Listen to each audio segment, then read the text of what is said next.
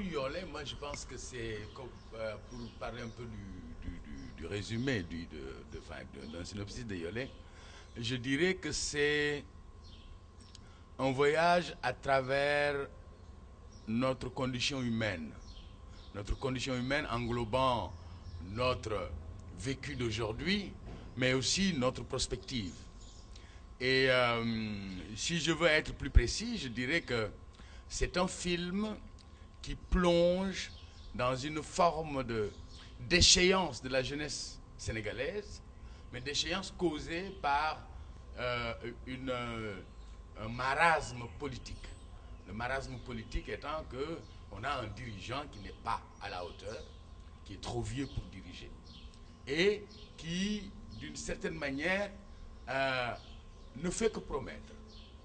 Et comme la jeunesse a une... La qualité de la jeunesse, en fait, c'est l'impatience. On ne peut pas demander à un jeune d'attendre 40 ans. On ne peut pas demander à un jeune de rester là, et puis pendant que les autres sont en train de piller le pays. Et c'est justement ce système de pillage-là que j'essaie de dénoncer. Et c'est ce pillage qui est la conséquence de ce drame dont j'essaie de parler, qui est le drame de ce bateau qui a échoué à la Barbade, à des milliers de lieues du Sénégal, parce que justement ces gens n'avaient plus d'essence, n'avaient plus à manger, n'avaient plus rien, mais qu'ils étaient entourés d'eau.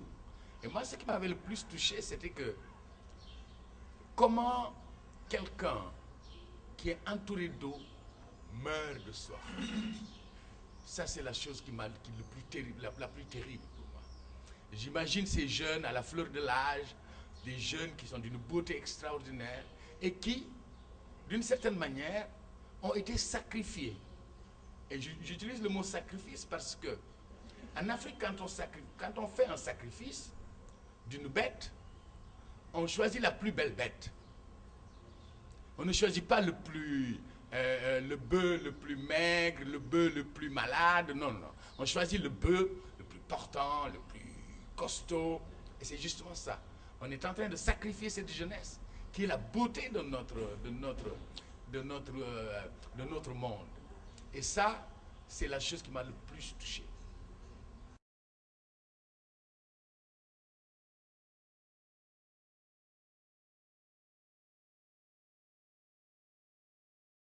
Je me suis retrouvé en 2006, témoin d'une histoire, et tout le monde me dit, mais qu'est-ce qui se passe au Sénégal? Est-ce qu'il y a la guerre civile? Je dis non. Est-ce qu'il y a la famine? Je dis non.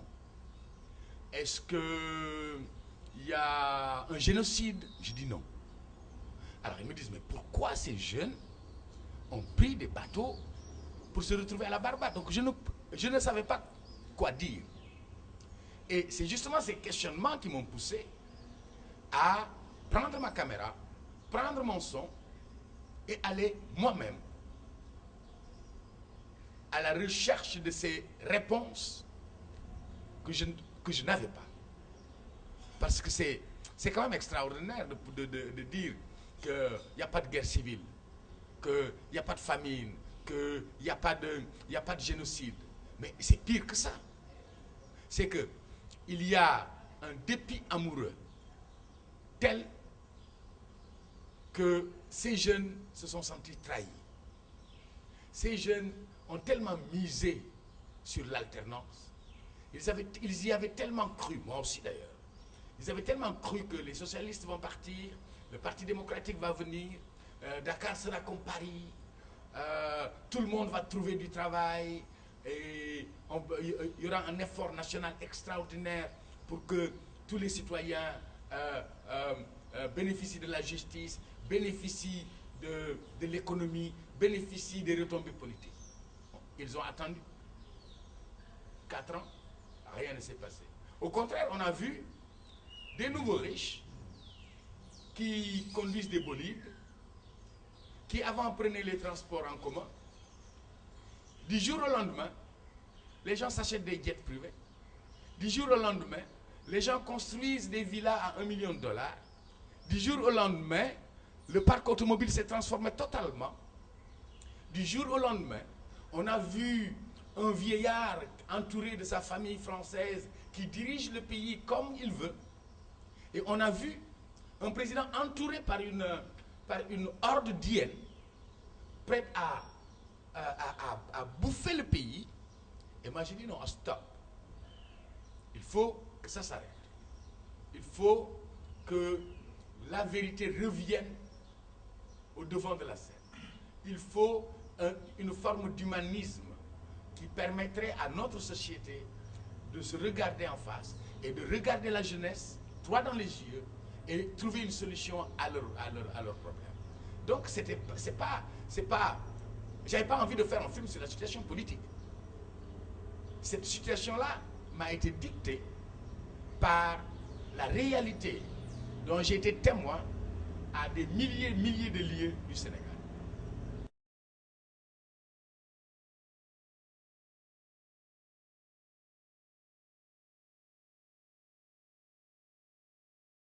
La chose la plus importante, c'était cette petite note que Diao Sonkar Diémé a écrite avant de mourir. Il disait ceci: si quelqu'un, nous sommes au milieu de l'océan, sur les côtes marocaines, si quelqu'un, nous savons que nous allons tous mourir. Si quelqu'un trouve cette lettre, qu'il appelle à ce numéro ma mère. Et pour moi, ça c'était tellement extraordinaire qu'un jeune de 25 ans, électricien de son état, décide devant la mort de ne pas mourir anonyme. Et ça pour moi, et il avait mis la liste de toutes les personnes qui étaient sur le bateau. Et pour moi ça... Ah oui, la help. C'est bon, hein? On va retomber, hein. Non, ça... Et tu l'as pas refixé C'est à une table. Non, ça va aller.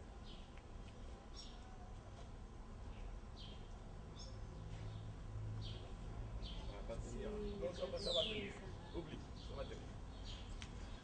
Et donc pour moi, c'était ça le plus important, c'est de dire qu'il y a quand même un acte d'extrême courage, de savoir qu'on va mourir, mais on va mourir digne. On ne va pas mourir anonyme. Moi je vais prendre la décision d'écrire, d'avoir la liste de toutes les personnes qui étaient sur le bateau, pour que ces gens-là ne soient pas morts comme des chiens. Et pour moi, ça, c'était la voix la plus importante. La voix des jeunes, de ce jeune qui écrit à sa mère. Mais en dessous de ça, il y a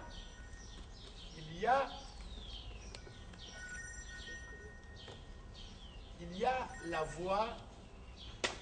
voix de ces jeunes qui ont été rapatriés d'Espagne, qui ont affronté la mer, donc qui ont affronté la mort, qui sont arrivés jusqu'en Espagne, et par un acte d'extrême lâcheté, un gouvernement négocie avec le gouvernement espagnol 22 milliards CFA pour rapatrier ces gens-là dont la mer même ne voulait pas. Vous comprenez ça? Et ça, pour moi, c'est l'acte le plus lâche. C'est l'acte d'un gouvernement qui envoie une délégation en Espagne, qui leur dit non, on va le président nous a demandé de venir vous voir comment vous allez, on va vous envoyer à Malaga, à Madrid et à Barcelone. Ces jeunes naïfs sont rentrés dans l'avion et ils ont atterri à Dakar. Et c'est pour moi la plus grande trahison. Quand ces jeunes, quand ils parlent, tu sais qu'ils ont été, que psychologiquement, ils méritaient même un traitement. Parce que tu vois qu'ils ont été tellement affectés par cette lâcheté. Ça se voit dans leur visage, ça se voit dans leurs yeux. Ils en souffrent. Et ils le disent. Ils le disent qu'on en souffre jusqu'à présent. Et donc, moi, ça, c'est des voix qui sont, pour moi, des voix fondamentales du récit. Mais Il y a aussi une autre voie qui est la voie des lâches, qui est la voie d'un président de la République qui débite des mensonges à longueur de journée, qui promet des choses dont il est sûr qu'il ne pourra pas tenir, qui parle de sa case des tout-petits, qui est en fait une institution qu'il a créée pour mettre les petits-enfants dans des genre jardins d'enfants préscolaires. Ok? Mais ce qu'il ne dit pas, c'est que cette case des tout-petits, c'est un projet qu'il a trouvé là, avant de venir, et c'est un projet qui a été financé, et dont la moitié du financement a été bouffé. Donc voilà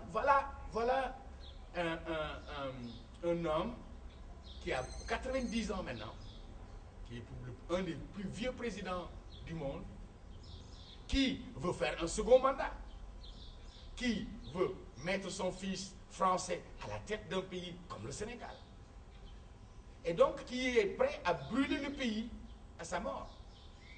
Parce que s'il met son fils comme président, il y aura une révolte. Il le sait.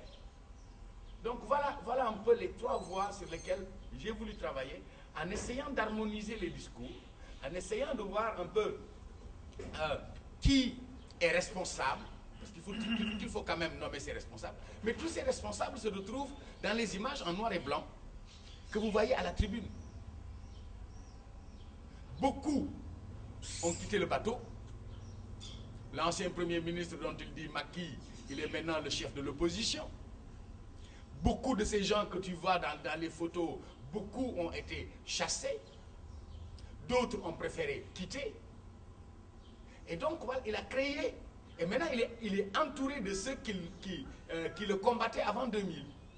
Et tous ses compagnons qui l'ont amené en coalition au pouvoir, il les a tous trahis. Donc voilà un traître qui dirige un pays. Et c'est ça le discours que je voulais vraiment être, que ce discours-là soit extrêmement précis.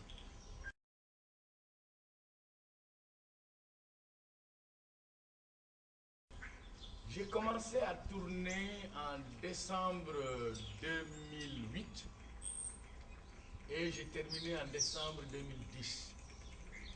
Donc ça fait 2 ans où je prenais la caméra et puis j'allais au Sénégal, et puis j'allais en Espagne, au Portugal, et puis j'étais à la Barbade et puis je tournais. Non, ça tombe pas. Et puis je tournais comme ça. Je tournais au gré du vent, au gré de mes déplacements, au gré des questions que je me posais. Parce que je dis souvent que c'est le film qui a été le plus dur pour moi à faire, de toute ma carrière. Je n'ai jamais fait un film avec autant de larmes. Je me suis retrouvé à pleurer comme une madeleine devant les discours de ces enfants-là. Parce que j'ai des enfants du même âge. Parce que je connais des mamans qui ont perdu leur gosse. Parce qu'à Tableau-Ferraille, d'où je viens, on a compté 280 garçons qui ont été ensevelis de la mer.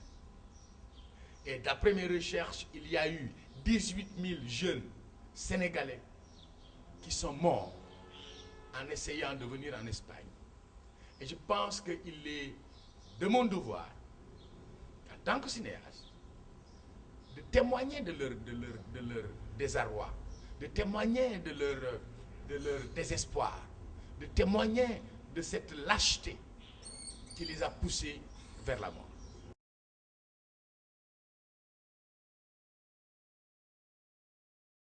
Non.